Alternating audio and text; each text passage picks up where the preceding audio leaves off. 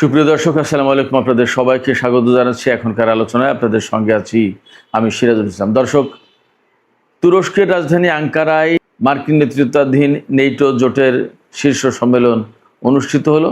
সেখানে আজকে দ্বিতীয় দিনে ডোনাল্ড ট্রাম্প ইরানের সাথে যুদ্ধবিরতির যে চুক্তি বা 14 দফা যে সমঝোতা চুক্তি সই হয়েছিল তা শেষ হয়ে যাওয়ার কথা তিনি বলেছেন। এরপরে তিনি আরও বেশ কিছু গুরুত্বপূর্ণ কথা বলেছেন, যেগুলো খুবই উদ্বেগজনক। তিনি বলেছেন আজ রাতে ইরানের উপর আরও হামলা হতে পারে, এবং তিনি বলেছেন যে খুবই মৌলিক গুরুত্বপূর্ণ অবকাঠামো যেমন বিদ্যুৎ এবং পানি শোধনাগারের উপর হামলা হতে পারে। এরপরে ইরানের যে তেল রপ্তানির প্রধান কেন্দ্র খার্ক দ্বীপ, তার উপরে গত রাতে হামলা চালিয়েছে এবং আজকে আবার হামলা চালাতে পারে। এরপরে তিনি সরাসরি ঘোষণা দিয়েছেন হরমুজ প্রণালী এলাকায় আবার আমেরিকা নৌ ব্লকেড শুরু করতে পারে। সবার জাহাজ চলতে পারবে, ইরানের জাহাজ চলতে পারবে না। এছাড়া এরই মধ্যে ইরানের উপর কিন্তু তেল নিষেধাজ্ঞা আরোপ করেছে, অর্থাৎ ইরানের তেলের উপর থেকে নিষেধাজ্ঞা প্রত্যাহার করে নিয়েছিল গত 17 জুন 14 দফা সমঝোতা সই হওয়ার পর, কিন্তু সেই নিষেধাজ্ঞা আবার বহাল করলো। তার মানে দাঁড়াচ্ছে ইরান কিন্তু এখন আর তেল বিক্রি করতে পারবে না। এরই মধ্যে হরমুজ প্রণালীতে একেবারেই তেল ট্যাঙ্কার চলাচল, তেলবাহী জাহাজ চলাচল কমে গেছে। যেখানে চুক্তি সইয়ের পর গড় পড়তা 32টি করে জাহাজ চলছিল, সেখানে আজকে মাত্র 4টি জাহাজ চলেছে। এর একেবারেই স্বাভাবিক প্রতিক্রিয়া পড়েছে তেলের বাজারের উপরে। তেলের বাজারে গড় পড়তা ব্রেন্ট ক্রুড এবং ওয়েস্টার্ন টেক্সাস ইন্টারমিডিয়েট, যেটা এই দুটো মিলে গড় পড়তা শতকরা 5 ভাগ দাম বেড়েছে। তার মানে পরিস্থিতি আবার অনেক বেশি উত্তপ্ত। শুধু উত্তপ্তই না, যেখানে মার্কিন প্রেসিডেন্ট ডোনাল্ড ট্রাম্প আজকে ইরানের উপরে নতুন করে হামলা চালানো হবে এবং হামলা আগের চেয়ে শক্ত হবে, কঠোর হবে, তখন ইরানের পক্ষ থেকে কি বলা হচ্ছে?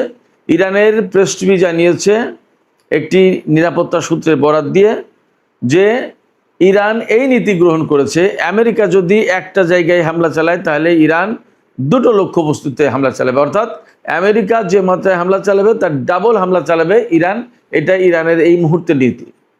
বাস্তবতা হচ্ছে ইরান যখন তার সর্বোচ্চ নেতাকে জানাজা এবং দাফনের চূড়ান্ত প্রস্তুতি নিচ্ছে, অর্থাৎ আগামীকাল দাফন, সেই মুহূর্তে আমেরিকা ইরানের উপর নতুন করে যুদ্ধ চাপিয়ে দেওয়ার ব্যবস্থা পাকাপোক্ত করছে।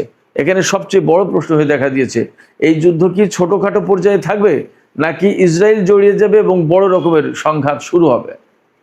পিট হেগসেতের ইসরায়েল সফর বাতিল করা কিন্তু একটা গুরুত্বপূর্ণ ইঙ্গিত। সুপ্রিয় দর্শক, এখন আমি এই সমস্ত বিষয় নিয়ে বিস্তারিত আলোচনা করব। বিশেষ করে ইরানের যে সামরিক প্রস্তুতি এবং ডোনাল্ড ট্রাম্প যে কিভাবে হামলা চালাতে চাইলেন, এই সমস্ত বিষয় নিয়ে আমি একদম ডিটেলস আলোচনা করার চেষ্টা করব। এর পাশাপাশি তেলের বাজার এবং আন্তর্জাতিক বাজার কোথায় যাচ্ছে, কি হতে যাচ্ছে, আবার বিশ্ব অর্থনীতি, সেই বিষয়গুলো আমি খুঁটিয়ে খুঁটিয়ে তুলে ধরার চেষ্টা করব। আশা করি আপনারা শেষ পর্যন্ত সঙ্গে থাকবেন। আর ভিডিও যদি ভালো লাগে তাহলে লাইক, কমেন্ট, শেয়ার করবেন এবং চ্যানেলটি সাবস্ক্রাইব করে সাথেই থাকবেন। দর্শক, চলুন মূল আলোচনায় চলে যাই। মূল আলোচনার শুরুতে আমি বলি, তুরস্কের আঙ্কারায়, রাজধানী আঙ্কারায় গতকাল থেকে মার্কিন নেতৃত্বাধীন নেটো জোটের শীর্ষ সম্মেলন শুরু হয়েছে। এই সম্মেলনে নানা রকমের কথা হয়েছে। এই সম্মেলনে তুরস্ক আমেরিকার কাছে দাবি করেছে যে তাদের কাছে F-35 জঙ্গি বিমান বিক্রি করতে হবে, কারণ তাদের টাকা দেওয়া রয়েছে এবং তুরস্ককে আমেরিকা দিতে চেয়েছিল। সেই চুক্তি করে, ওয়াদা দিয়ে, প্রতিশ্রুতি দিয়ে কেন দেবে না, এরকম কথা বলেছে।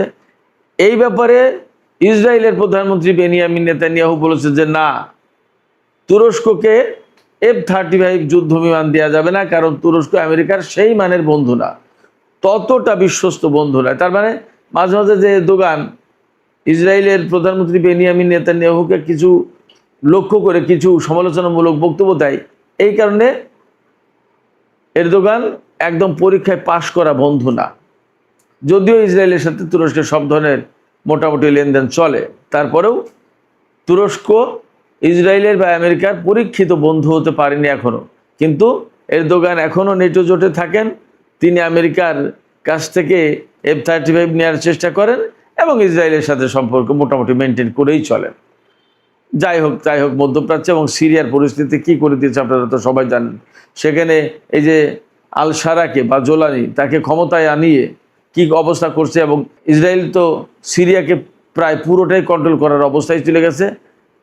এরদোগান যে কি করবেন এবং কি প্ল্যানে আছেন আল্লাহ মালুম, আমরা দেখার অপেক্ষায় থাকলাম। যাই হোক, এই আঙ্কারায় নেটো জোটের শীর্ষ সম্মেলনে ডোনাল্ড ট্রাম্প তারপরেও বলেছেন যে তিনি তুরস্কের কাছে F-35 যুদ্ধ বিমান বিক্রি করবেন, এবং দেখা যাক আদৌ তিনি বিক্রি করেন কিনা। কারণ তিনি যা বলেন আর তিনি যা করেন দুটো এক না, এবং তিনি যা বলেন আর তিনি যা করতে পারেন তাও এক না।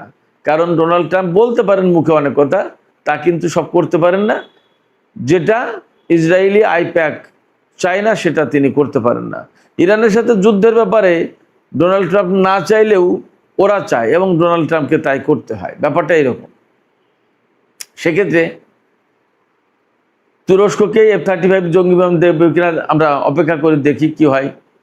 এরপরে এই নেটো সম্মেলনে তিনি গ্রিনল্যান্ডকে কিনে নেওয়ার বা আমেরিকার নিয়ন্ত্রণে থাকা উচিত বলে ঘোষণা দিয়েছেন, কিন্তু সেখানে গ্রিনল্যান্ডের পক্ষ থেকে বলা হয়েছে যে গ্রিনল্যান্ডের জায়গায় থাকবে, এটা বিক্রির জন্য না, এটা কাউকে দেওয়া হবে না। তার মানে নেটো জোটের ভেতরে যদিও সহমর্মিতার কথা অনেক আছে, অনেক প্রতিশ্রুতি আছে, কিন্তু আসলে নেটো জোট স্বাভাবিক অবস্থায় নেই। নেটো জোটের নেতাদের তিনি ব্যাপক সমালোচনা করেছেন, এবং ইরানের বিরুদ্ধে যুদ্ধের সময় আমেরিকাকে নেটো জোট কেন সহযোগিতা করেনি সেই ক্ষোভ তিনি ঝেড়েছেন এখানে। তবে যে চূড়ান্ত ডিক্লারেশন হয়েছে তাতে নেটো জোটের সদস্যরা বলেছেন যে হরমুজ প্রণালী একদম উন্মুক্ত থাকা উচিত, এবং সবাই স্বাধীনভাবে এখানে জাহাজ চালাতে যাতে পারে সেই ব্যবস্থা করতে হবে। যদিও ইরান একদম সুস্পষ্ট করে আসতে ঘোষণা দিয়েছে যে হরমুজ প্রণালী অবশ্যই ইরানের নিয়ন্ত্রণে থাকবে, এবং ইরান নির্ধারিত রুটেই জাহাজ চলাচল করতে হবে, তার যেভাবে হোক প্রয়োজনে এর জন্য যুদ্ধ করতে প্রস্তুত ইরান। একদম ইরানের পরিষ্কার ঘোষণা। এটা গেল এক। দুই হচ্ছে ডোনাল্ড ট্রাম্প যে ইরানের উপরে নতুন করে হামলা চালানোর হুমকি দিয়েছেন, সেই ব্যাপারে বলেছেন যে ইরানের যদি কোনো একটা লক্ষ্যবস্তুতে আমেরিকা হামলা চালায়, তাহলে ইরান আমেরিকার দুটো লক্ষ্যবস্তুতে হামলা চালাবে। তার মানে দ্বিগুণ, 1:2। আমেরিকা একটা হামলা চালালে ইরান দুটো চালাবে। তার মানে ইরান এই যে মার্কিন হামলা বা তার সামরিক পরিকল্পনা, তার যত যা কিছু, তার ব্যাপারে ইরান খুবই সতর্ক আছে এবং খুব শক্ত অবস্থানে আছে। কোনো মতেই এখানে নরম কাটবে না, অর্থাৎ আমেরিকার সাথে কম্প্রোমাইজ করবে না, আপোষ করবে না, তাতে তত বড় যুদ্ধই আসুক না কেন। ইরানের প্ল্যান, ইরানের ঘোষণা, ইরানের প্রতিশ্রুতি এইরকম। সাথে সাথে ইরান বলছে যে 14 দফা যে সমঝোতা স্মারক সই হয়েছে ইরান এবং আমেরিকার মধ্যে, তা মানা আমেরিকার জন্য জরুরি। যদি তারা এই সমঝোতা স্মারক লঙ্ঘন করে তাহলে ইরান তার পাল্টা ব্যবস্থা নেবে। বাস্তব কথা যেটা হচ্ছে, ট্রাম্পের পক্ষ থেকে যে সমস্ত হুমকি দেওয়া হয়েছে এবং ইরানের পক্ষ থেকে যে জবাবি বক্তব্য দেওয়া হয়েছে, তাতে একথা পরিষ্কার বোঝা যায়। আমি সবসময় বলে আসি, আমেরিকার সাথে ইরানের বা ইরানের সাথে আমেরিকার যে দ্বন্দ্ব, ইসরায়েলের সাথে ইরানের যে দ্বন্দ্ব, এই দ্বন্দ্ব আসলে কোনো কূটনীতি দিয়ে মীমাংসা হওয়ার মতো দ্বন্দ্ব না। এটা একেবারে ভেতরগত দ্বন্দ্ব, আদর্শিক দ্বন্দ্ব, এবং বলা যায় যে জন্মগত দ্বন্দ্ব। সেই দ্বন্দ্ব কেন? সেই দ্বন্দ্ব যে কয়টা কারণে, তার একটা কারণ হচ্ছে যে ইসরায়েল হচ্ছে আল আকসা দখলকারী একটা দেশ, আল কুদস দখলকারী একটা দেশ। ফিলিস্তিনিদের উচ্ছেদ করে দিয়ে ভূমি জবরদখল করে একটা ইহুদি রাষ্ট্র প্রতিষ্ঠাকারী একটা দেশ। এরপরে আমেরিকা সেই শক্তিকে পেট্রোনাইজ করে এবং সেই শক্তিকে এই মধ্যপ্রাচ্যে আপার হ্যান্ডে তুলে তাকে দিয়ে মধ্যপ্রাচ্য কন্ট্রোল করায়। মধ্যপ্রাচ্যের কোনো দেশকে শান্তিতে থাকতে না দিয়ে ইরানের বিরুদ্ধে ম্যাক্সিমাম আরব কান্ট্রিকে লাগিয়ে দিয়েছে। এগুলো ইরানের অভিযোগ বা প্রেক্ষাপটটা এইরকম। সেক্ষেত্রে ইরানের সাথে ইসরায়েল বা আমেরিকার যে সমস্ত দ্বন্দ্ব, এ শুধু একটা বা দুইটা কূটনৈতিক বৈঠকে শেষ হবে এটা ভাবার কোনো কারণই নেই।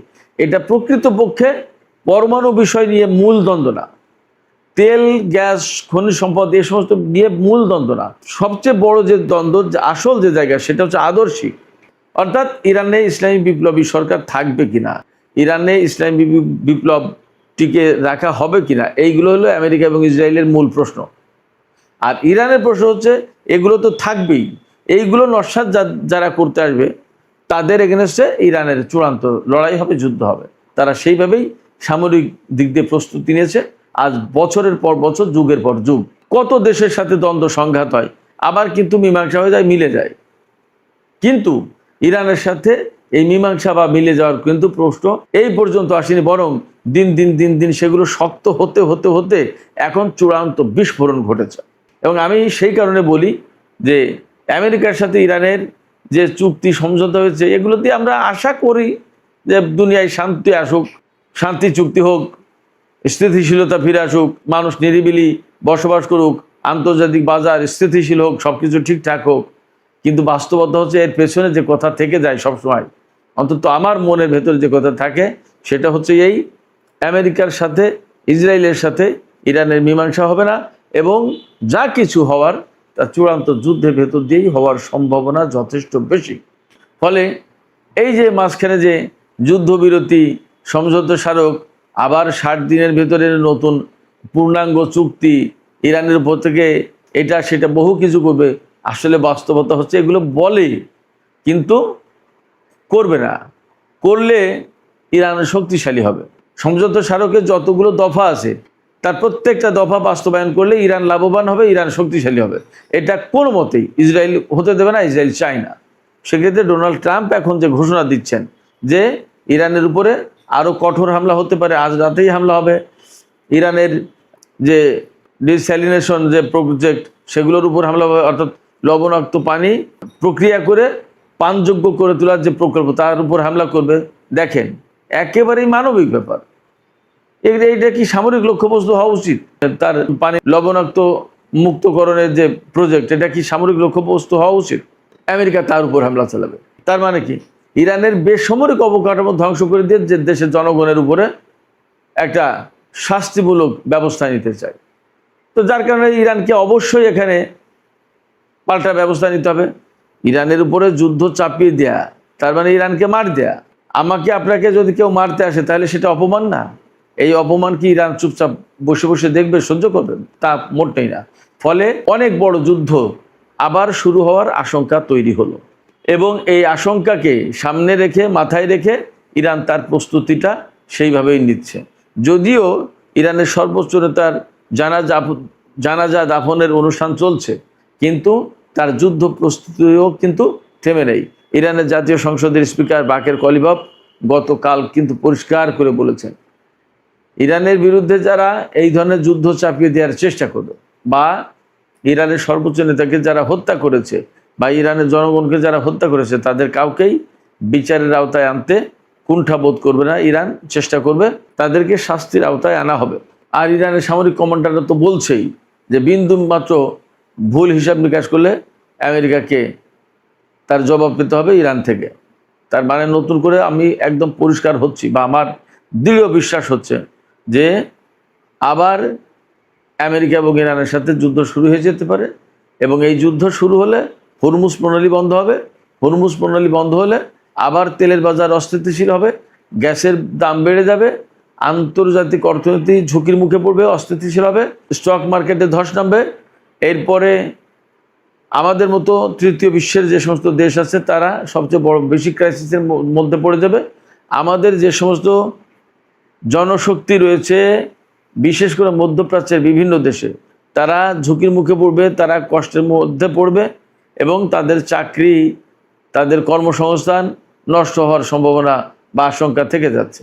এছাড়া পাকিস্তান, কাতার বা আরও যে সমস্ত দেশ এই যুদ্ধবিরতির ব্যাপারে মধ্যস্থতা করেছিল, তাদের জন্য এখন মানসম্মানের ব্যাপার হয়ে গেল।